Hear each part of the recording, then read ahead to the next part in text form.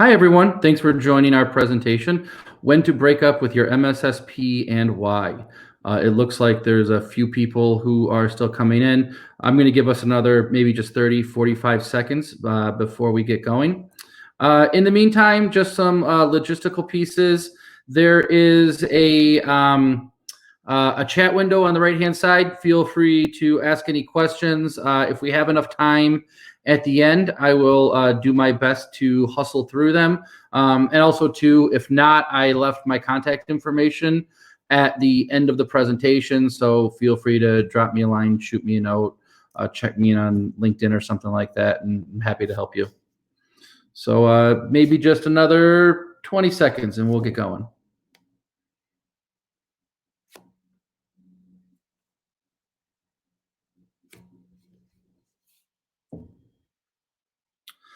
All right, let's get started. So thanks for taking some time with me today. My name's Dan Hoban. We're going to talk a little bit about when to break up with your MSSP and why.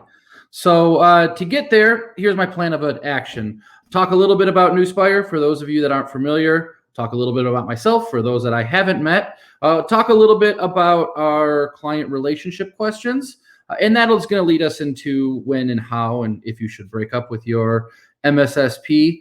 We'll talk about some tangible outcomes, maybe relationship outcomes. And as an example, we'll provide Newspire's approach. I promise you this isn't going to be much in the way of commercial or anything like that. We're going to talk a little bit more high level and maybe kind of draw some parallels to some of the stuff Newspire has done.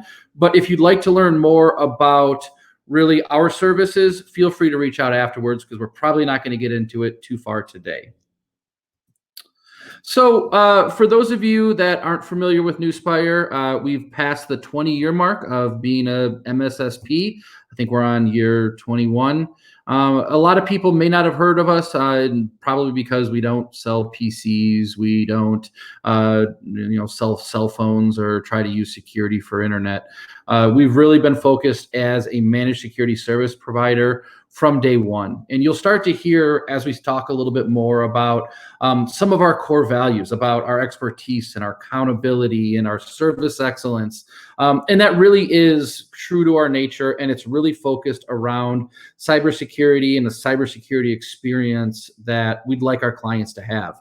And I would say over the last 20, 21 years, it's worked out well. We've had a ton of growth. We're monitoring sites all over the world. We've got some great recognition for our services. We've had some great customer growth, great revenue growth, especially over the last couple of years. Things have been taking off. If you'd like to learn more about us, check out newspire.com. We've refreshed our website. There's a lot of good information about our history, our leadership, our services, the things that make up our services. So our security operations centers, threat intelligence, the way that we monitor and respond to events. There's a lot of good information on there that's at your disposal. So a little bit about me. I'm the good-looking guy on the left right there. My name's Dan Hoban. I am the Executive Vice President of Client Success. And to give you a little bit more of what that means, I'm a 16-year Newspire veteran. I think at the end of the years where I hit my 16-year mark. Over this time, my career has had a wild ride. It's been a great adventure. I've had leadership positions in sales, product development, client care, operations.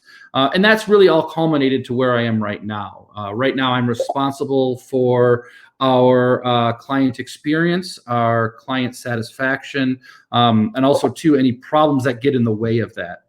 Why any of this matters to you guys is because I've got a lot of history in terms of some of the things that I've done and some of the clients that I've worked with, big and small, that really kind of highlight what we're going to try to talk about today. And the idea that, MSSP is not a one size fits all. And I've learned that dealing with large customers and small customers and different pieces of the security puzzle the whole way through. And that's really led me to start to ask a little bit more in the way of questions when talking to prospective customers to really try to highlight that what the differences are and really try to understand that, let clients understand it's not a one size fits all.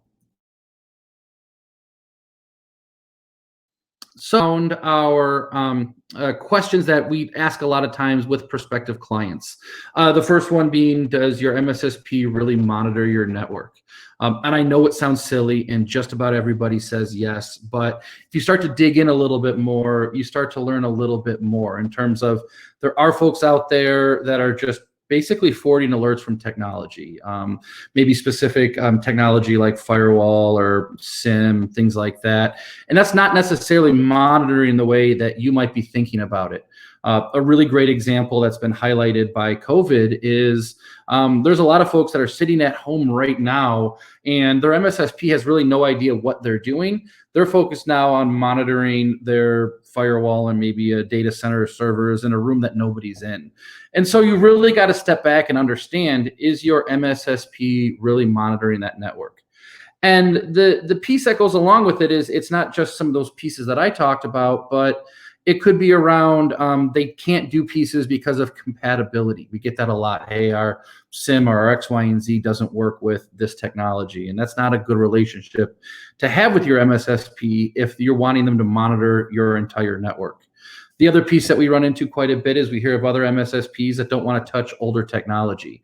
They'll say, hey, listen, I can't protect the endpoints if you're using Windows XP or prior versions. And while I agree that you shouldn't have Windows XP or unsupported versions of Windows, the reality is a lot of clients don't have a choice. Manufacturers sometimes, they've got equipment that's out there that's built around technology that's built around Windows XP, and they can't get rid of it. And it's really, I think, short-sighted just to say, well, that's old, so we're not going to monitor it. If anything, that needs a little bit more attention because it is a vulnerable part on your network. And so what I'm trying to get at is you really need to understand what your MSSP is monitoring. And the other piece is, have you heard from your MSSP lately? I love this question because it's usually responded with, oh yeah, I get emails and I have an alert folder. But I guess what I wanted to know from a lot of prospective clients is, are they proactive? Are they talking about threat intelligence? Are they talking about industry news? Do you have people that you can reach out to for help? And why that's important is a lot of clients turn to an MSSP to be an extension of their team. They want to understand their team, and I think that's important because you want to know who to talk to. You want to talk about goals. You want to have conversation, not just get alerts. My client success department, I have employees that work for me, and we don't just communicate over email. We just can't be effective. And that's another piece to understand with what your MSSP is going to do and what you're looking for. And the next piece to talk about is the reporting. And everyone's got reporting, but the key point to emphasize is, are you getting value from your reporting? I remember a decade plus ago, I set up a report for a car dealer, and I put a lot of information in there. And one of the things that I put in there was about spam on their network, or spam being blocked on their network. And I got pulled into a client conversation because they were freaking out about the number of spam attempts that were on their network. And I don't remember the number, but it was, maybe a couple thousand or something like that.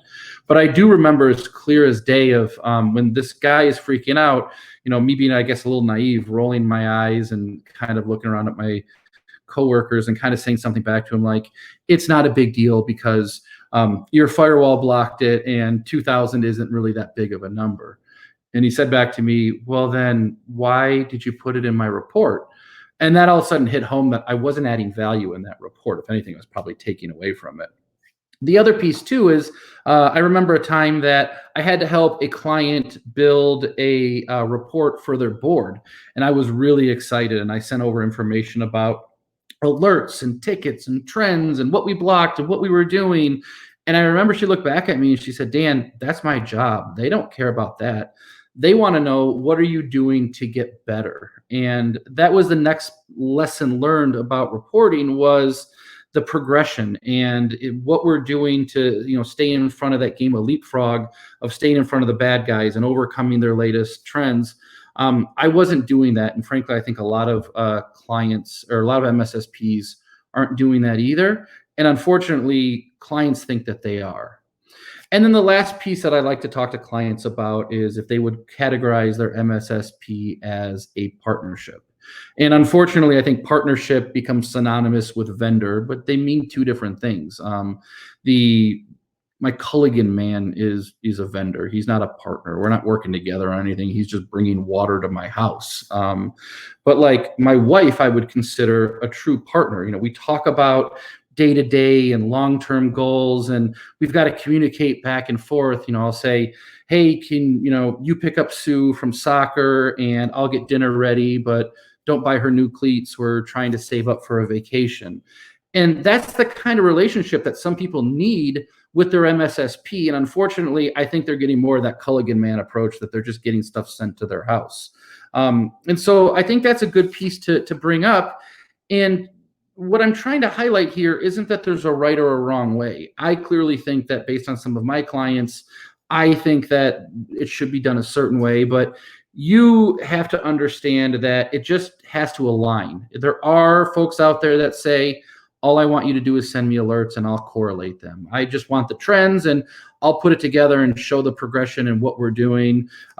Just give me the data, I'll build the deck. And that's okay if that's what you're looking for, if you're looking for more of that vendor approach. And so there's no right or wrong answer to any of these questions. It's just more about alignment. And if you don't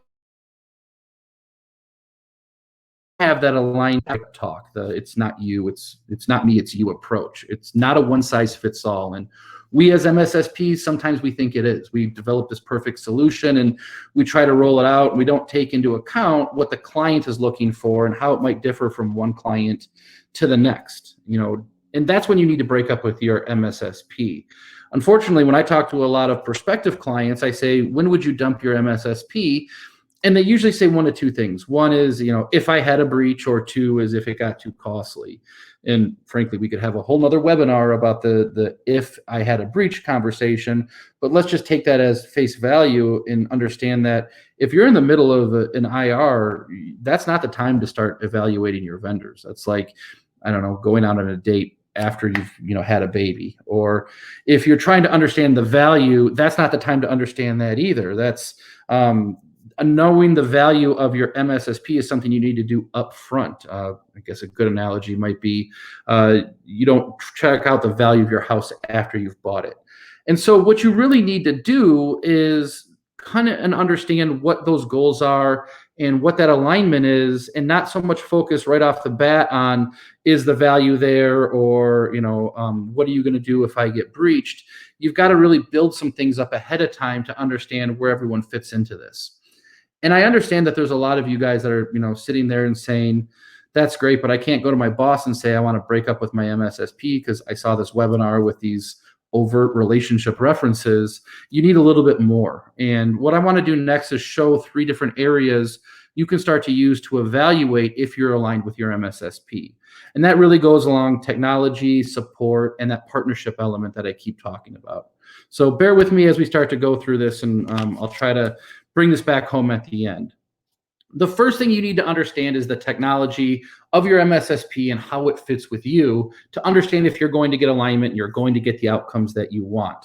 The first thing to talk about is alerts. There's a lot of folks that we just call network alarm clocks, and the MSSP's goal is, I'm going to forward you an alert. It may not even have a whole lot of value to it. It might just be an alert that they got from the firewall or a rule set on the SIM. And again, some folks, that's okay, but a lot of folks, they need more than that. They need alert information that's specific to their environment. They need to know what happened and then what to do from there. They can't just get a basic alert and that's a generic to everybody and a link to the CVE that tells them a little bit more about it and generic information about what to do. They need information specific to their environment. They need to understand, hey, this is what happened here. And then someone went to, say, an endpoint and created an account. And from there, they pivoted here. The alerts have to be a little more specific to that environment. And they also have to keep in mind what those high value assets are and how it impacts your business. And then the last thing we need to understand is, does that technology really protect the entire environment? Again, going back to that COVID example, you have to understand, are you protected now if you're not at the office? Or do you have an MSSP who's just focused on the endpoints and not really the assets that are on your network? The other piece to, again, go back to is understand, are they protecting everything that you view as critical, or do they leave stuff off because it's old or it's antiquated or they just don't have compatibility with it? You need to understand these things, and maybe those parts are okay, but you all need to be aligned, because you don't want an event to happen and then your MSSP to come back and say, well, I don't actually monitor that because it's an old piece of technology, or it didn't happen actually at your office. You need to know about that ahead of time so you can make plans accordingly. The next piece you really run into is support. Are those alerts really explaining the issue, or are you really working on remediation? We have clients that really say, just get me the information that I need and I'll run with it. But a lot more of our clients say, you're an extension of my team. I need support. I need you to work with it. And we generally don't close a ticket out until the event is done or the alert has been worked through by both us and the client as well. And that goes back to that partnership piece. And then the next piece too is we need to make sure that your MSSP really understands your network and your environment and what is normal. We have retailers that, it's very uncommon to see any traffic in the middle of the night because they're closed. We have manufacturers, though, where by the time that folks in the US are going home, the plants are spinning up and they're overseas and they're just getting going. And it's really common to see network traffic never slow down. You've really got to understand your clients and understand what's normal. We have some call center clients that they have locations all over the world, so they can speak the dialect of their clients. And so sitting down in a security review and saying we're going to block IPs by country doesn't always make sense, because they may have workers in those countries, or manufacturers might be all over the place as well. You have to understand these things, and your MSSP needs to know that as well. And then the last piece to talk about too, and it's a clear indication of support, is if an issue isn't resolved right away, what happens next? And a lot of us are talking about our MSSPs being an extension of our team, and that really should ring true. Your MSSP should have expertise. You should have database experts. You should have folks that are application experts, folks that know Linux, those kinds of things. And if you're in the midst of an investigation and they're not bringing that expertise to the table, you may not be aligned on the support that you're getting or the support that you want. And that's real critical when we start to talk about our partnership and our growth and our maturity as we start to evaluate our MSSPs. And the first thing that I always like to talk about is, does your MSSP do an analyst review? If you're looking for a partner, this is the way to go. An analyst review is generally when you get out of the tickets, you get out of the weeds, and you start to look at things at a higher level from a higher perch. And this is where you can really pull out that progression and that maturation that you're looking for when it comes to your growth with the board and things like that. This is really where you're going to add a lot of value if that's what you want out of your clients. The trends and stuff like that come through reports, they're worthless unless someone can layer those on with best practices. Hey, we've been seeing this happen a lot. This is what you need to do to grow. And that's really where I ended up pulling a lot of information, going back to that board story that I told earlier about what she really wanted. She wanted to say, hey, since I've been working with Newspire, these are the things that we're working on to get better. And that part is very, very key, I think, for a lot of folks that are probably listening to me right now. The next piece I want to talk about is, relationship outcomes or tangible outcomes. I've put some examples here of things that we recommend in terms of what we'd like to deliver to clients. We want to make sure that we're holding regular meetings and providing a roadmap and having improvements to advance your security posture. But this might be different for you. You may want different things out of this relationship with your MSSP. The thing is, you have to be able to document it and be pretty clear in terms of what you're looking for and make sure that your MSSP can deliver. And these examples, for instance, are something that people are going to say across the board. Oh, of course, we're advancing your security posture. And of course, we're working together to resolve issues. But that's why you've got to go back to the technology and the support and the partnership components, to really see if they can deliver these elements. And again, you may sit down and you might have 4, you may have 12, you might have 9. It doesn't really matter as much as you are aligned. And if you don't believe your MSSP can meet these outcomes and help you with what you're trying to do, that's the time that you've got to really break up with your MSSP. On some of the things that I've talked about and how we sort of bring all of this together is to use Newspire as an example, the Newspire approach. During onboarding, that's where we really shore up the technology and we make sure that we really are monitoring the entire customer network and that we've got things in place to make sure we understand what to do and we're set up for success.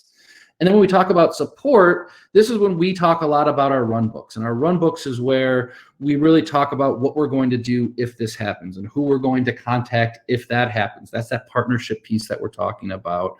Also, too, this is where we start to house a lot of information about our clients' networks. So we start to understand in the support element here what it looks like and what's important to them. And this is a manufacturer, and so PLM is really important. We got to lock down that application. Or this is a retailer and they've got their POS devices segmented over here.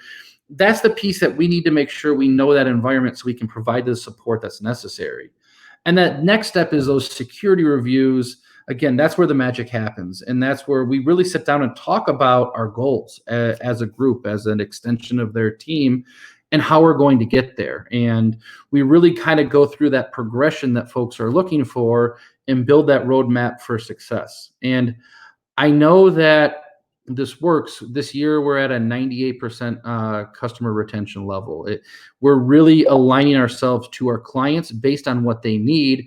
And the idea that we can be flexible, your MSSP should be as well. And they should be able to align to your goals and not necessarily say, hey, with product X, everyone gets this and you need to follow in line with us.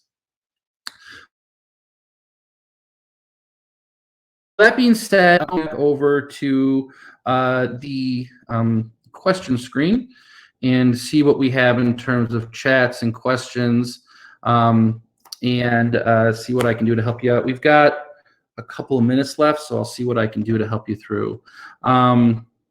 So one question is, how is SOC and MSSP interlinked? Would there be a difference only if MSSP is taken into account and the SOC is left? Again, that's something you need to understand with your MSSP right from the get-go. We're an MSSP and we provide SOC services. We have 2 security operations center. We look at those as very interrelated. But there's other folks that don't. There's MSSPs that are just going to provide you software and hope for the best. And that's a great example of making sure that you're aligned, because you're right, only if the managed security service is taken into account and they're just providing you software or technology or consulting, and the SOC isn't included, you may not have the right expectation and you may not be set up for success. So the next question is, does Newspire support a cloud infrastructure? Yes. Actually, Jack, I think I know you. I can follow up with you afterwards. And I'll try not to get again into too much of a sales piece here, but I think it's important for us to really understand that these are the kind of questions you need to ask your provider. You need to understand if, again, that are you going to manage my entire network? If platform as a security as a service, infrastructure as a service, software as a service is a key component of your security, you have to make sure that your MSSP is aligned and they can perform to your expectations. Because if you're leaving the cloud out, especially with the way the world's going right now, you might be leaving a lot of vulnerability on the table and expectations might not be met. Jack asked again, is it important to be able to query your own data, create your own alerts, align to a framework like MITRE? I think so. And we do align to MITRE. We do provide a lot of transparency into being able to go in and set up your own reports, look at your own alerts. But again, there might be a lot of folks that don't necessarily have that same viewpoint. There might be other folks that just say, I want those canned reports that come out of a SIM tool and I'll take it from there. That's that kind of alignment that you need to really work on. The next question, I think, I might have seen earlier that people ask me quite a bit about is those analyst reviews and how often. There's no real set number for it. We do them either quarterly, monthly, every 6 months, or annually. I like to think that the monthly seem to work the best, just because it allows you to reevaluate those partnership goals, as necessary. But it might be up to you. Other folks say, "Hey, we're moving at a pace that quarterly works." Trying to think of any other questions about we've had before. Roadmap. If the roadmap is always the same, no, it shouldn't be, because if I am a pharmacy in Paducah, Kentucky, and you are a financial services firm in New York, and I have 50 employees and you have 5,000, our roadmap should not be the same. We can talk about higher level categories. We can talk about authentication and high value assets and things like that. But we really need to make sure that our roadmap doesn't look exactly the same, because we have different needs and we have to align differently. And again, I know that I talked a lot over the last 26 minutes or so, but that's the one thing that I really want to drive home and that I'd like you to take from this is you should have documented somewhere those relationship outcomes that you are looking for with an MSSP. And if they don't have the technology, the support, or the partnership capabilities, that's when you need to break up with your MSSP, and that's why. So unless there's any other questions, I'll let you guys go. I have, if I can navigate here to, if you'd like to reach out to me directly. If you have any questions, if you'd like to talk shop about things that we've seen. Again, I've got a lot of experiences I'd like to share with folks, but I want to keep this to a little bit more high level and not so much specifics on a particular Newspire service. However, if you'd like to talk about that, I'd love to talk with you as well. Let me go back real quick. Make sure I think we're all set. Thanks a lot, everyone, for your help. I appreciate your time and effort today.